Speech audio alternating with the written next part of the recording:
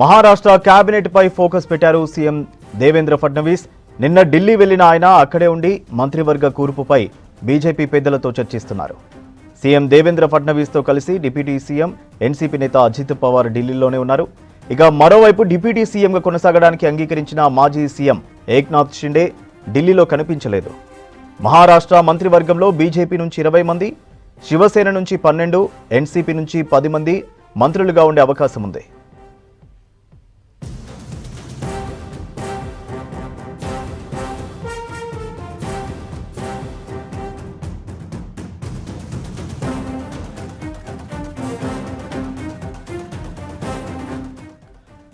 Maharashtra cabinet పై focus పెట్టారు CM Devendra Fadnavis. నిన్న ఢిల్లీ వెళ్లిన ఆయన అక్కడే ఉండి మంత్రివర్గ కూర్పుపై బీజేపీ పెద్దలతో చర్చిస్తున్నారు.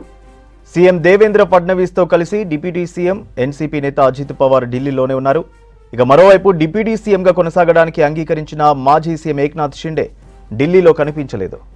మహారాష్ట్ర మంత్రివర్గంలో బీజేపీ నుంచి 20 మంది, శివసేన నుంచి 12, ఎన్సీపీ నుంచి 10 మంది మంత్రులుగా ఉండే అవకాశం ఉంది.